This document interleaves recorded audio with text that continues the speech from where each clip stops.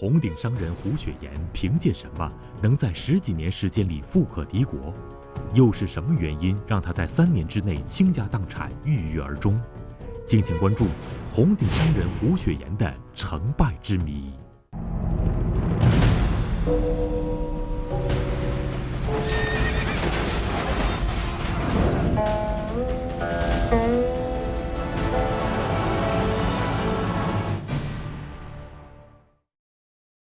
胡雪岩是中国晚清时期的一位传奇人物，也是徽商的代表人物。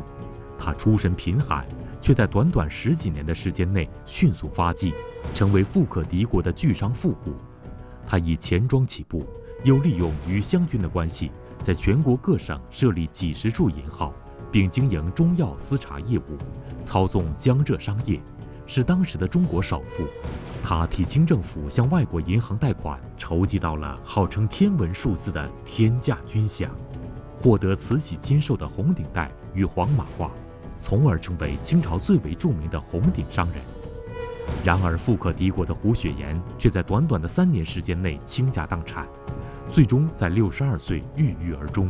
胡雪岩传奇的人生经历，让人们不得不发出一声声疑问：这个名噪一时的红顶商人，究竟有哪些成功秘诀？他的人生又为何会如此大起大落？胡雪岩经商的成功经验和失败教训，可以给今天的人们带来哪些启示和影响呢？中国人民大学清史研究所唐博博士做客百家讲坛，为您精彩讲述《清案探秘》第2部第12集：红顶商人胡雪岩的成败之谜。胡雪岩啊，是晚清时代中国的首富，基本上可以称之为中国的首富。他的家产啊，一度价值3000万两银子。这3000万两银子，如果按照购买力来折算的话，相当于今天的人民币60亿元，比当时清朝国库里的存银还多。我们讲他是红顶商人，说了商人，再说那红顶。胡雪岩还是晚清时代的官场达人，朝廷授予他布政使衔，赐红顶带、黄马褂，还有这个紫禁城骑马的待遇。可以说啊，胡雪岩身跨商场和官场，在这2个战场都取得了很大的成功。那么大家会问了，胡雪岩有哪些成功的秘籍呢？我把这些成功的秘籍啊，分别归纳为3个领域、3个类别，分别是天时、地利和人和。他就依靠天时、地利、人和这3个要素，取得了成功。我们先说一说地利。胡雪岩家境并不好，只读了2年私塾就被迫辍学。8岁啊，开始给人放牛，放了好几年牛。13岁那一年啊，有个事儿改变了胡雪岩的命运。什么事儿呢？这个胡雪岩那天正在放牛，在路上突然捡到了一个布袋。他把这个布袋打开一看啊，里面都是白花花的银子。如果换作见钱眼开的人，那就把这些布袋眯起来了，拿回家了，就据为己有。但是呢，胡雪岩没有这么做。胡雪岩啊，把这个布袋重新系好，就坐在路边等谁呢？等着失主回来找。这一下等了几个时辰，这个失主啊，匆匆忙忙地赶了过来，认领了这包银子。这个失主不是别人，这个失主就是杭州的一个大商人。几个月之后啊，因为有这么一个拾金不昧的这么一个经历，他跟这个大商人有了交情。几个月之后还是这个杭州的大商人就把胡雪岩带走了，带离了他的老家，带到了哪儿呢？带到浙江去了，到浙江去做生意。这样胡雪岩13岁就离开了老家，来到了浙江。那么有人会问了，你讲了半天胡雪岩的老家在哪儿呢？胡雪岩的老家在安徽，他的老家在安徽绩溪。安徽绩溪这个地方啊，古代属于徽州府，在明清时期啊，徽州不仅是一个地理概念，而且是一个这个经济概念、文化概念。我们都听说过徽州文化啊，所以这是为什么呢？因为啊，徽州这个地方地处安徽南部，有一个说法叫7山1水1分田，啊，1分道路加庄园。什么意思呢？就这个地方啊，70%的土地都是山，那么耕地只有1分地，只占10%。所以一方面啊，这个地方有山有水，景色宜人；另外一方面，这个地方的耕地面积实在是太小了，耕地种出来的粮食啊，无法养活这个地方的全部人口，怎么办呢？有2条路。第一条路就是参加科举考试，考中了就去做官。但是我们知道，那个金榜题名啊，毕竟是一个小概率事件，大多数人都无法通过这条路啊去做官去。这科举考试录用的比例还是很小的。那么大多数人啊，只能走第2条路，那就是什么呢？就是离开家乡到外地去谋生，比如打工，比如做生意。所以大多数人走的是这条路啊。所以啊，这个徽州民间啊，就流传着这样的俗语，叫做前世不修，生在徽州啊，13、14岁往外一丢。什么意思呢？就是你如果上辈子啊，这个没有修来好福分的话，你这辈子就有可能生在徽州这地方。13、14岁的时候呢，就把你扔出去了，你就到外面打工去吧。巧了，这个胡雪岩也正是在13岁这一年离开了徽州，到浙江去打工做生意了。这么一丢啊，刚才我们讲一丢就丢出来了中国近代最大的一个商帮，叫徽商。徽商啊，这个走出安徽之后啊，他们主要是在苏杭这个地方做买卖，啊，发了大财。虽然说他们呀创业艰难，但是呢，他们有一种执着的精神，可以说这个敬业执着，吃苦耐劳，有这样的精神啊，坚韧不拔。这样的精神呢，跟那个骆驼很像，所以啊，有人就称徽商啊叫徽骆驼。胡雪岩是从安徽走出去的，所以他也是徽商的一份子。可以说，胡雪岩在这样的这种言传身教的家庭环境和这个具有一定经济氛围的这种徽州的这个商业环境、地理环境、商业环境的这种双重熏陶之下，当然也就具有了这样的特点。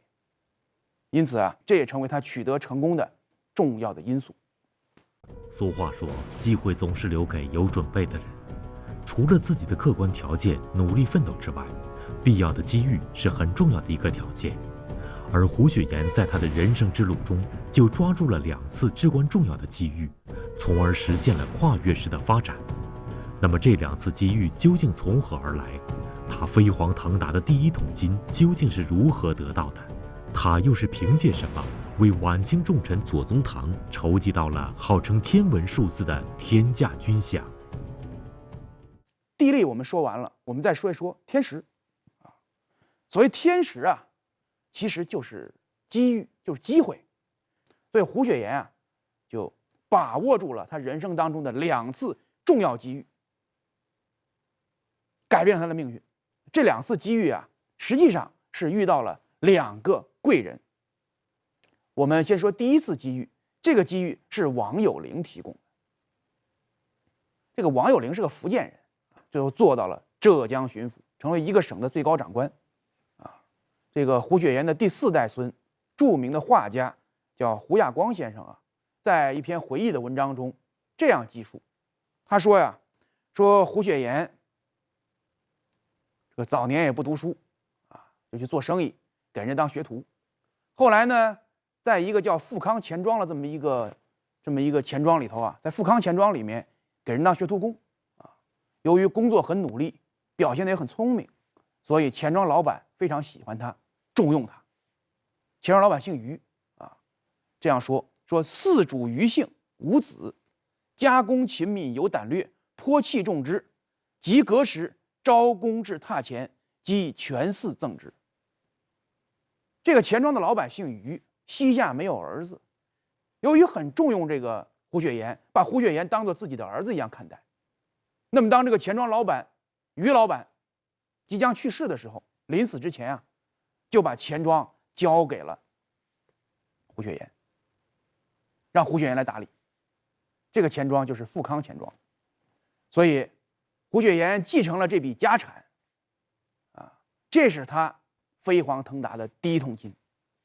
当然，这个钱庄当时规模还很小，力量很薄弱，不过呢，只有胡雪岩当上了这个钱庄的老板，他才具有了跟王有龄对话的平台。毕竟王有龄是个官员，王有龄当上浙江巡抚之后，就把采买军火筹集军饷这些后勤的事务，通通交给了胡雪岩。在太平天国战争的特殊时期，浙江全省半数以上的军队粮饷，这些后勤事务都是由胡雪岩一手打理的。胡雪岩垄断了，所以富康钱庄经营这桩事务获利颇丰，发了大财。这个钱庄由小变大，规模越来越大。这是第一次机遇，王有龄提供的。第二次机遇是左宗棠提供的。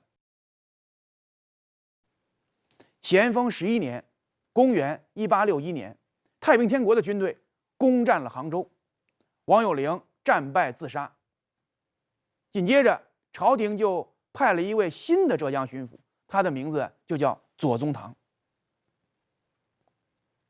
胡雪岩继续做自己的生意，什么生意呢？帮着这个浙江省的清军筹集粮饷做后勤。所以呢，给左宗棠也留下了一个非常好的印象，办差办得不错。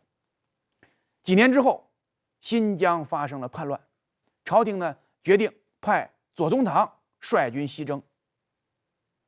大家知道这个打仗打的是银子，你没钱这仗就没法打呀。但是呢，还有一个问题是什么呢？就是新疆离内地距离比较远，那么清军到新疆之后后勤补给线非常漫长，运粮食过去这成本很高。左宗棠费了很大的劲，终于筹集到了够7万大军吃1年的粮食。但是呢，这个钱他筹不到，朝廷缺钱。这个钱包括2部分，一部分军队的军饷，另外一部分这个运粮食。你要从兰州或者从西安把粮食运到新疆前线去，路途遥远，运费非常高，朝廷出不起这笔钱，左宗棠就很着急。这钱多少呢？加起来要800万两银子。就在这个节骨眼上左宗棠想到了在浙江做生意的胡雪岩，他请胡雪岩帮忙。这个时候胡雪岩正好在上海，他请胡雪岩在上海去找那些外国的银行贷款。当时举借外债不是一件很容易的事情，即便是朝廷的恭亲王奕欣去找洋人借债，也有吃闭门羹的时候，你更别说是你左宗棠了。但是呢，胡雪岩面子就大这个胡雪岩就把这个恭亲王都办不成的事儿，他给办成了。他怎么办的呢？他去游说江苏、浙江和广东3个省的巡抚，让这3个省支持。怎么支持呢？把这个海关的关税作为抵押，向英国的汇丰银行还有其他一些外国的银行贷款。向外国银行贷了6次款，贷了多少钱呢？一共借贷了1870万两银子。贷了这么多银子，左宗棠打仗那是足够了填饱了左宗棠的钱袋子。胡雪岩跟左宗棠这次合作可谓双赢左宗棠的军队有了钱，那打仗就来劲，那在新疆是一路势如破竹，很快就收复了失地。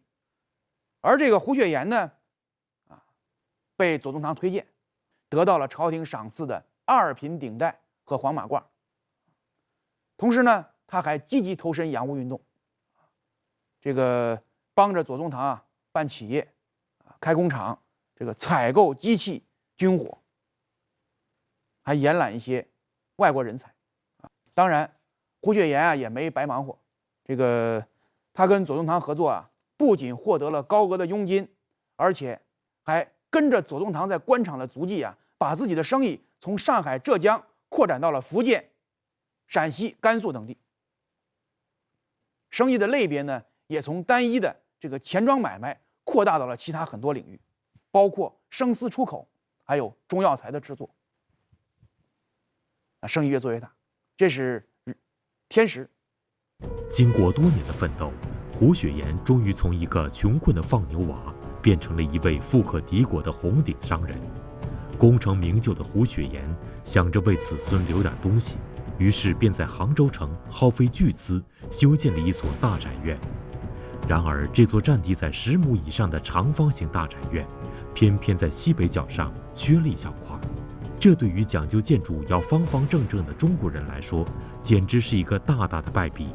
那么，富甲天下的胡雪岩为什么偏偏要留下这个遗憾呢？我们再看看他成功的第3个要素，就是人和。生意场上啊，机遇和环境固然重要，但是呢，人的因素我认为永远是第一位的。胡雪岩很重视人和，作为一个红顶商人啊，非常重要的就是要跟官场打交道，他跟官场啊，跟官员们打交道啊，可以说是驾轻就熟。作为老板，他跟员工之间的关系呢，也处理得非常妥当，他的经历，我觉得是一堂生动的人力资源管理的案例课。前面我们讲过他跟官员，比如说王有龄跟左宗棠之间打交道的一些故事。下面呢，我们重点讲一讲，他是怎么样来处理好与下属员工和邻居之间的关系的。我们来看几组故事。第一组故事，独特的招聘技巧。胡雪岩接管那个富康钱庄之后工作千头万绪，事情很多，忙不过来，所以他希望招一个副手替他来打理钱庄的事务。那有人就给他推荐了一个人，这个人叫什么名字呢？这个人叫刘庆生。刘庆生原来是另外一家钱庄的伙计，业务很熟练，是一个专业人士。但是呢，这个人胡雪岩一点都不了解，所以胡雪岩准备要考验一下这个刘庆生。胡雪岩就表示说你既然业务能力这么强，那这样吧，这个我呢就给你一大笔钱，由你来经营一个小钱庄，你看看能不能把这桩事儿给接下来。刘庆生就答应了。这个1个月之后，胡雪岩突然造访了这家小钱庄，没有跟刘庆生打招呼。他来到这个钱庄之后就偷偷的看这个钱庄的经营情况，看你经营是否规范。观察了这个有1-2个小时之后，他才去找这个伙计，把这个刘庆生给请出来，要见见刘庆生。刘庆生见到胡雪岩之后，第一件事按照惯例，他要把账本呈给胡雪岩看。这个胡雪岩接过来这个账本翻了翻，看了一眼，然后又还给刘庆生，说不看了。这样，明天我要到京城去一趟，需要用钱。你看看账上，你能给我现在提多少现金，全都给我提出来。刘庆生脱口而出，现在账上还有75000两银子。那个胡雪岩又问，这个钱庄还要经营你得留点备用金如果把这些备用金，这周转资金都留出来的话，还有多少资金可以拿出来？刘庆生说，还有71000两银子，这也是脱口而出的。胡雪岩说，那行，那你马上把这71000两银子给我提出来，我现在就带走。刘庆生说，得嘞，那我就去给你提去。很快就到账房里头去称去了。没过多久，就把这71000两银子准备出来了。称了一下，分毫不差。胡雪岩其实根本就没打算去北京，他也没打算要这71000两银子。他通过这种方式，其实就是要考察一下刘庆生掌控和经营钱庄的能力。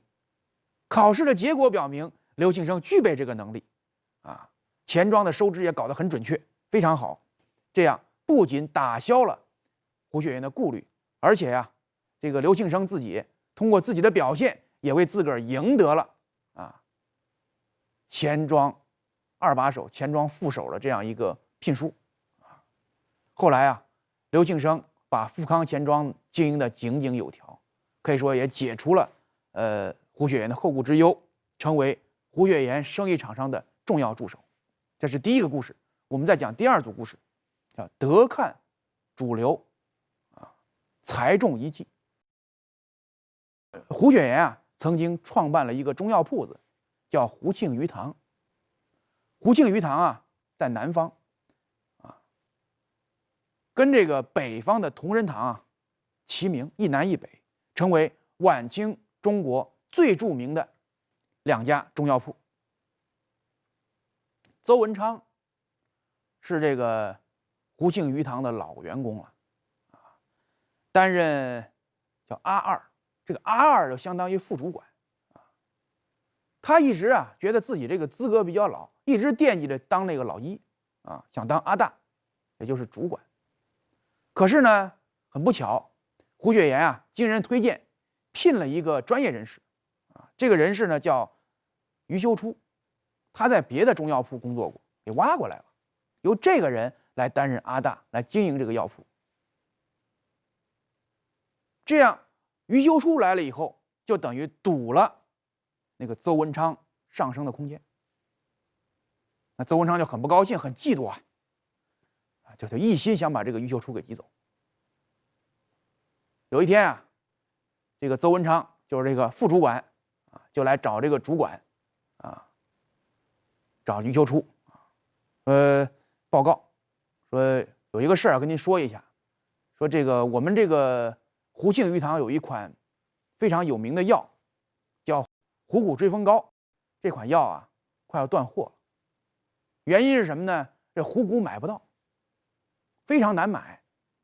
那这个能不能为了确保这个药继续生产，能不能把这个虎骨给换了，就换成豹子骨？这豹子骨现在比较好买，有做豹子骨作为这个药的这个材料。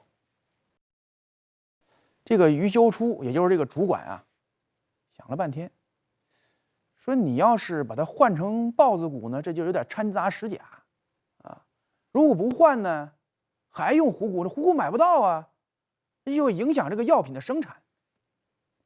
到头来呢，药铺的经济利益就会受损。想来想去他后来决定，那这么干吧，一方面干脆就用这个豹子骨取代虎骨，作为这个虎骨追风膏的主要的材料赶紧生产别断货。另外一方面呢，派人还是想尽一切办法的去买虎骨，赶紧把虎骨买来。他做出了这样的决断，就算是进了邹文昌的圈套。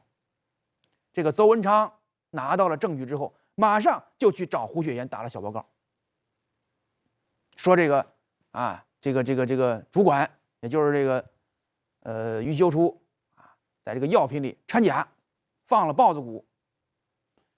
胡雪岩听到这个消息之后，就来查看了一番，查看之后大怒，非常生气，他就把这个余修初给叫来了，给训了一顿然后呢，当着余修初的面写下了2个大字，叫戒欺，意思是说不要欺诈消费者，不要欺诈客户，咱们这个店不做这种欺诈客户的买卖。邹文昌满心以为胡雪岩把那个余修初给训了一顿，那余修初肯定应该乖乖的走人了，那这个主管的位置就会留给自己。没想到胡雪岩话锋一转，决定让这个邹文昌走人，把他给开了。大家都很奇怪这个事儿最后是余修初最后下了决断，是余修初做错了事情，你为什么让邹文昌走呢？胡雪岩说说这个邹文昌身为副手主管犯了错误，你不去纠正，你不去提醒，反而打小报告，这个人品质有问题。这样的人如果还在我们这个中药铺子工作下去的话，对我的生意非常不利，后患无穷。余修初看到这个情况羞愤难当要求辞职。胡雪岩把他的辞职信压下来了。人非圣贤，孰能无过啊？过而能改，还是君子。这个你呀，还是留下来继续帮我做这个生意，要帮我树立戒期这个店规，把生意做好，让它代代相传。于秀初感激涕零啊！这以后啊，他的工作是兢兢业业，再也没有出过任何差错。而且呢，他秉持了这个戒期的理念，他还把这戒期二字做成牌匾，挂在湖庆鱼塘子里头，告诫后人，本店就是按照这个理念来开办的，时刻提醒自己，也时刻提醒自己的员工和客户。现在我们常说德才兼备，以德为先的用人观，其实在胡雪岩这个湖庆鱼塘里面就体现的淋漓尽致。下面讲第3组故事。人心比金钱更重要。我们知道，熟悉业务的员工永远都是稀缺资源。也就是说，这些员工不仅仅是熟练工，而且他们掌握了大量的内部信息。在那个年代通讯技术不发达，没有互联网，没有电话，那么企业之间互相搞竞争，如何来做到知己知彼呢？那个知彼知道对方，很多情况下就要靠挖墙脚，挖别的企业的员工。这些员工带来的不光是自己的这个熟练的业务，更多的还有对对方企业的这个了解，对竞争对手的这种情况的掌握，带来了更多的商业情报。所以要想在激烈的市场竞争当中生存下去，对于一个企业来说，那就要通过适当的薪水和通过适当的上升空间，能够保住这些人才，笼络人心，保住人才。胡雪岩笼络人心主要有3个办法。第一个办法是高薪，第二个办法是讲情义，第3个办法是讲平等。我们一个一个来说。先说薪水。胡雪岩在薪水发放这方面是绝对不含糊这个他相信员工的这个薪水高低跟这买东西的价格一样，优质优价，一分价钱一分货。我们再说说情义。胡雪岩热衷于通过发放一些年货来笼络员工的人心。由于他以前在当钱庄的这个学徒工之前，曾经在浙江杭州的金华火腿店当这个学徒工，所以他发的年货经常会发这个金华火腿。发金华火腿之前他对火腿这个要求是很高的经常亲自查看他说这个火腿分3节上面那一节呢这骨头比较多，下面那一节呢肥肉比较多，口感都不太好，就中间那一节口感不错。所以他发这个年货的时候把上面那一节下面那一节都剁掉，就留中间那一节发给员工。上面那一节下面那一节干嘛呢？留给自己家人来吃。每次发这个年货的时候他还要用针扎到那个火腿里面，看一看火腿这个品质怎么样，有没有这个肉有没有变质认真的检查。所以一个老板做到这一步其实是很负责任很不容易的。这样做让员工颇为感动，大家都愿意以100倍的忠诚和热忱来为他工作。再说一说平等。胡雪岩在杭州城的东南角有一所豪宅在这个豪宅的边上西北角有一个剃头铺理发店这个曾经胡雪岩派人做了多次工作，给很多钱，希望这个理发店搬走，给我腾地方，你占了一块地儿，让我这个宅院缺了一角。理发店说：“我在这做生意做的时间很长这客户都是周边的，你把我弄走了，我到哪儿做生意去没这些客户了，我都是回头客呀。不搬，你给多少钱我都不搬。”我们知道胡雪岩是红顶商人，他完全有能力找来官兵把他给撵走，威胁他把他撵走。可是胡雪岩没有这么做。胡雪岩没把人家当成一个弱者，他对这个理发店啊是平等相待，你不愿意搬，你就在这儿待着吧。就这样，一直到胡雪岩去世，这个理发店都没有搬走。这是一件小事儿，但是呢，它体现的是胡雪岩的一种观念，这种观念就是老练豁达，平等待人，绝不会因小失大。所以他这样的这种故事这个虽然说这个豪宅留了点缺憾，但是呢，它带来的是社会的声誉，这种社会声誉甚至有利于他把生意做大。胡雪岩在50多岁的时候达到了人生最辉煌的顶峰，然而木秀于林，风必摧之。在生意场上风生水起的胡雪岩，开始成为众矢之的，也逐渐成为政治斗争的牺牲品。19世纪后半期，西方列强垄断了中国的生丝贸易。为打破这一格局，光绪8年，即公元1882年，胡雪岩出巨资高价收购了苏杭地区的大量蚕丝，以便对抗洋人的垄断。然而，另一位红顶商人盛宣怀的出现，却让胡雪岩的这个想法成为泡影，并拉开了其大厦轰然崩塌的序幕。那么，盛宣怀怎么会有如此大的能量？胡雪岩又是如何一步步走向家财散尽、郁郁而终的结局的？盛宣怀也是红顶商人，他是李鸿章身边的红人，当年创办轮船招商局的时候这个还有天津电报局的时候，盛宣怀就被胡雪岩打了小报告，几次差点把官给丢了。盛宣怀这个人在做生意的时候也有很多小动作，很容易被人抓住把柄，所以胡雪岩就告了几状，让盛宣怀倒了霉。所以盛宣怀是怀恨在心，一直处心积虑的想找胡雪岩的麻烦。那么有人会问了，为什么胡雪岩跟盛宣怀不对付呢？其实这两个人的恩怨都是表面现象，实际上是他们背后的两大政治集团之间的矛盾。什么集团呢？盛宣怀的背后是李鸿章淮系集团，胡雪岩的背后是左宗棠湘系集团，湘军，就是湘军和淮军之间的矛盾，湘系集团和淮系集团之间的矛盾。而这两位商人只是这两个集团的打手而已，是被人当枪使的但不管怎么说，胡雪岩算是跟这个盛宣怀俩人结下梁子了。那么这个盛宣怀就处心积虑的想报复，那怎么报复呢？这是个机会为了给左宗棠筹集西征的银两，胡雪岩多次找这个英国汇丰银行贷款先后借了1000多万两银子，借了不少钱。那么约定半年一还，这个朝廷来担保。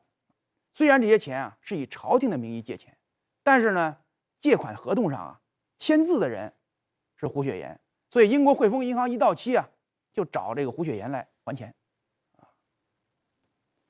当时借钱的时候这个朝廷批准以这个各省的铜税作为担保。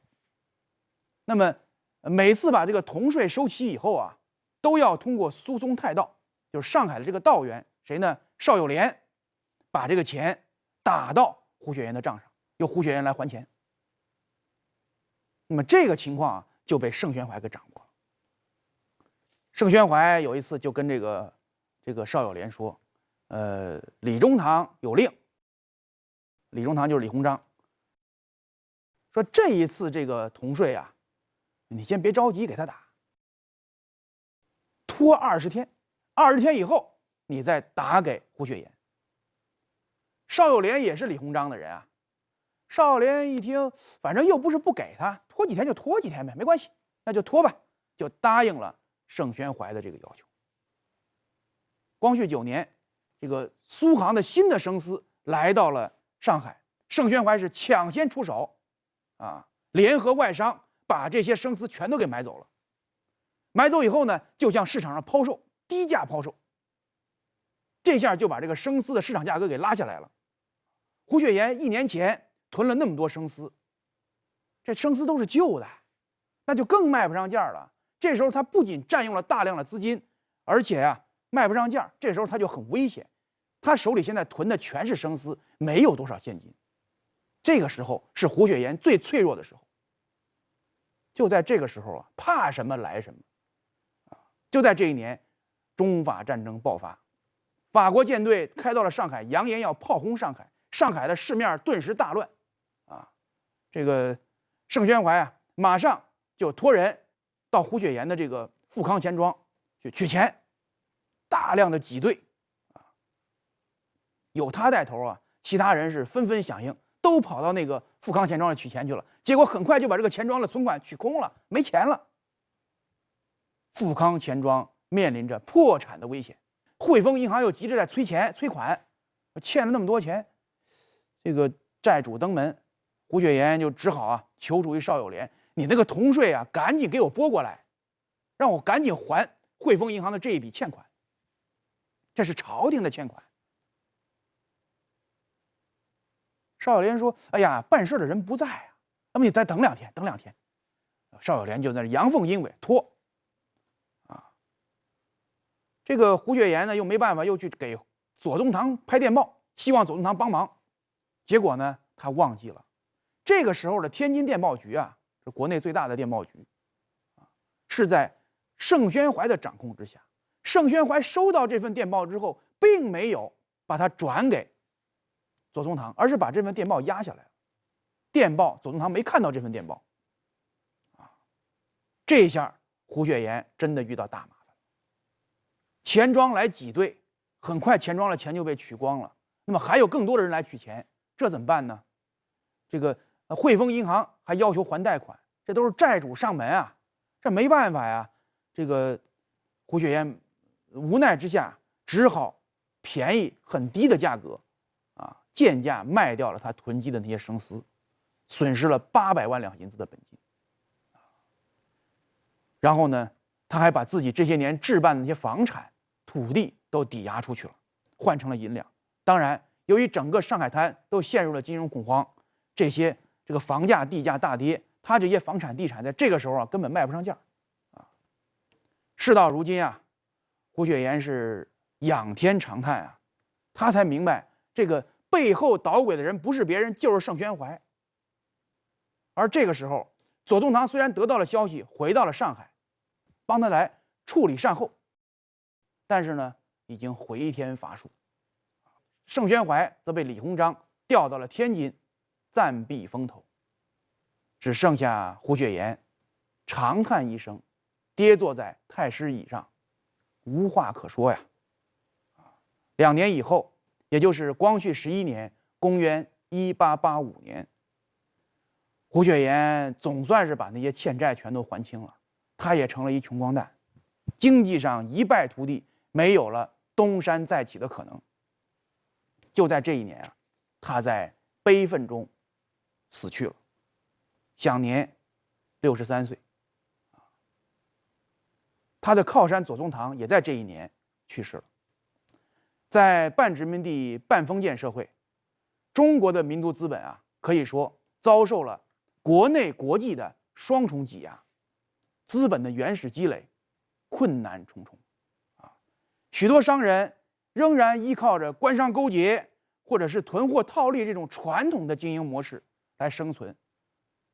但是呢，胡雪岩的失败昭示了红顶商人这种传统、这种旧有的经商模式的失败这种模式已经行不通了胡雪岩用极为惨重的代价，给后人留下了2点教训。第一点教训就是危机关头要现金为王。第2点教训，人和很重要，多个朋友多条路，多个敌人多堵墙红顶商人胡雪岩的成败之谜，我们就讲到这里，谢谢大家。